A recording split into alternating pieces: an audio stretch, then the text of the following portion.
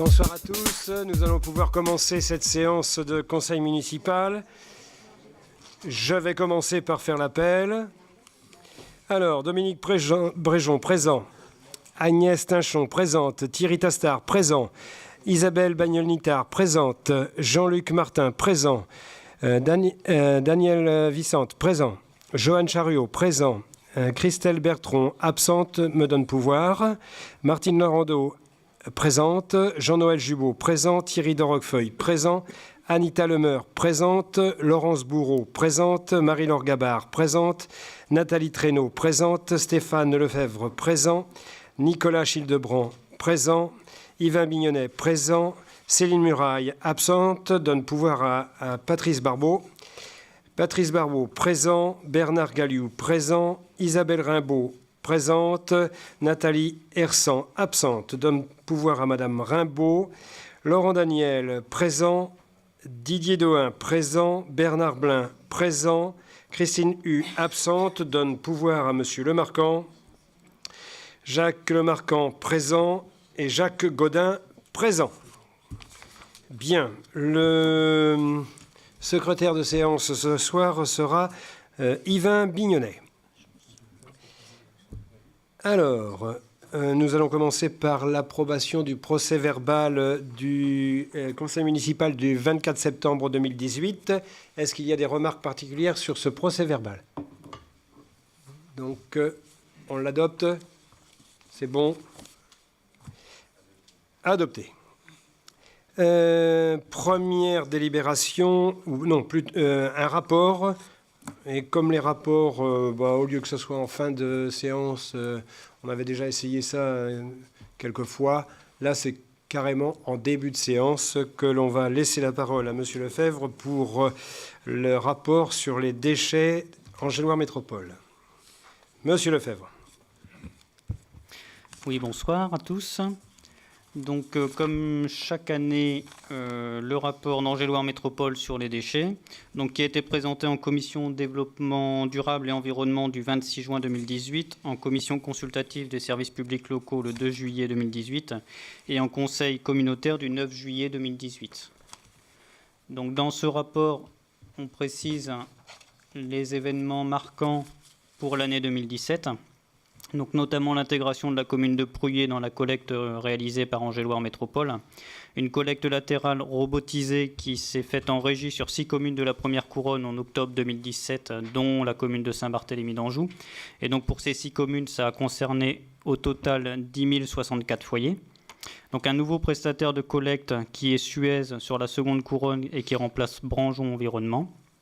Angéloire Métropole signale aussi donc une campagne sécurité collecte avec une affiche qui apparaît « Je patiente derrière la benne ».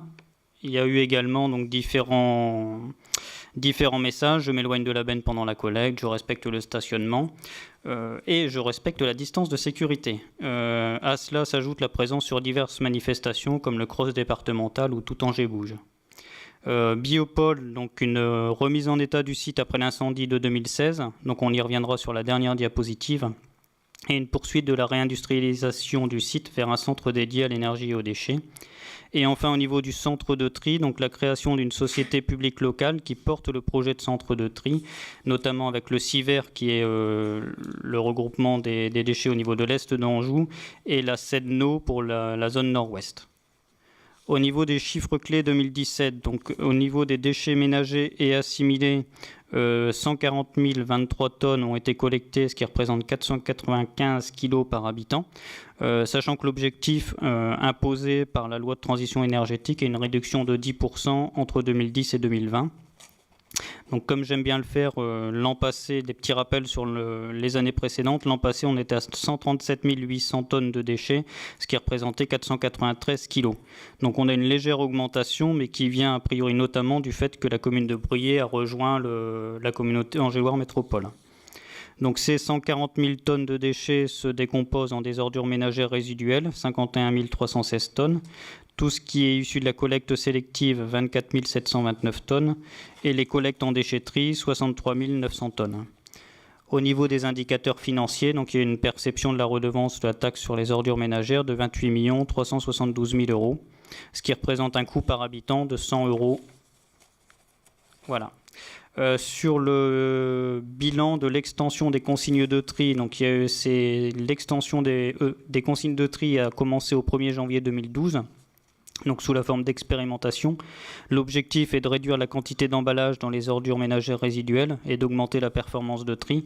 Donc pour Angers-Loire Métropole, la performance de l'extension des consignes de tri représente 1,3 kg par habitant, l'objectif étant fixé à 2 kg par habitant et par an. Donc en 2017, c'est 1461 tonnes d'emballage en plastique qui ont été valorisées, dont 1093 tonnes de bouteilles et flacons et 368 tonnes de barquettes et de films. Donc le rapport signale un top 4 des erreurs de tri. Donc en fait, c'est ce qui fait l'objet d'actions correctives qui sont réalisées chez les particuliers qui présentent des bacs ou des sacs jaunes qui sont mal triés.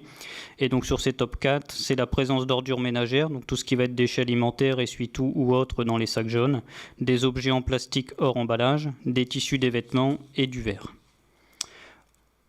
Voilà. Au niveau de la réduction des déchets, donc toujours dans le cadre des objectifs fixés par la loi de transition énergétique pour la croissance verte, un diagnostic pour la signature d'un codec, un contrat d'objectifs déchets et économie circulaire, a été réalisé. Il a commencé en décembre 2017 et se poursuit jusqu'en mai 2018, avec pour objectif notamment moins 1% par an du ratio par habitant entre 2019 et 2021 des déchets. Donc toujours le numéro vert déchets avec en 2017 27 500 contacts, ce qui est une augmentation de 30% par rapport à 2016. Au niveau de l'application Trier Plus, 5200 téléchargements d'applications, 8000 scolaires sensibilisés au tri et à la réduction des déchets. Sur les composteurs, plus de 15 000 composteurs en place. 535 composteurs distribués en 2017, dont 29 sur la commune de Saint-Barthélemy d'Anjou, et 600 lombricomposteurs en 2016, soit 118% de plus qu'en 2016, et on a 8 lombricomposteurs sur la commune. Au niveau des gobelets réutilisables, c'est 77 290 gobelets qui ont été prêtés sur 134 événements. Et enfin, donc, on revient sur Biopol avec un potentiel de traitement de 125 000 tonnes. Donc au niveau du centre de tri, ces 125 000 tonnes se répartissent au niveau du centre de tri à 30 000 tonnes à objectif 2021, 60 000 tonnes d'ordures ménagères et de déchets industriels banals pour le quai de transfert. Au niveau des combustibles solides de récupération, c'est 10 000 tonnes qui seront traitées. Donc ces combustibles ont pour vocation notamment à aller dans les industries cimentaires pour servir de comburant. Au niveau du stockage et de déshydratation de bois, c'est 10 000 tonnes qui, à terme, y seront traitées. Et enfin, 15 000 tonnes pour la partie désemballage, désemballage des biodéchets avant méthanisation. Voilà, j'en ai terminé. Merci, Monsieur Lefebvre, pour cette synthèse. Est-ce qu'il y a des remarques ou des questionnements? Non. Alors, deux informations qui me paraissent importantes. Tout d'abord, une possibilité pour la commune d'avoir des composteurs, mais sur place. Au lieu d'aller les chercher au centre de tri, au Biopol, nous pouvons les avoir sur place. On verra dans quel endroit on pourra les stocker, aux ateliers certainement, mais ça permettra comme ça de les avoir et peut-être d'encourager cette démarche. Donc ça, il y a juste à dire oui et on peut avoir une quinzaine de composteurs de disponibles. Il y aura bien sûr une campagne de communication pour préciser cette chose. Et puis une autre information, c'est sur la déchetterie de Vilchien. Alors en février 2020, nous aurons une plateforme de dépôt de déchets verts et de gravats. Ça sera sur la partie, l'ancienne déchetterie qu'il y avait de l'autre côté, du côté de Vilchien, si vous voyez sur les ardoisières. Donc ça sera opérationnel en février 2020. Ce qui permettra donc un déchargement plus aisé pour certains usagers, parce qu'il y en a quelques-uns qui arrivaient à tomber dans les fosses. C'est arrivé plusieurs fois. Et puis, le dépotage de ces ordures sera pris plus facilement après par les entreprises qui s'en occupent. Ça limitera aussi le nombre de camions sur le week-end, entre autres. Monsieur Bignonnet. Alors, si on parle des camions, du coup, c'est bien. J'ai juste une petite remarque. J'ai eu plusieurs entreprises qui sont revenues vers moi concernant les ramassages donc, de poubelles qui ne sont pas effectués parce que les agents font remarquer que le tri n'est pas fait à l'intérieur, qu'il y a des choses qui ne devraient pas être dans les bacs à ordures ménagères et devraient être triées.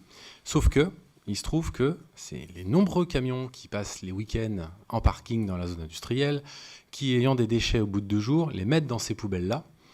Et du coup, ensuite, quand le ramassage est fait le mardi, eh bien, les poubelles ne sont pas ramassées. Ils mettent un scotch dessus en mettant que voilà, les poubelles ne sont pas triées, donc ils ne ramassent pas.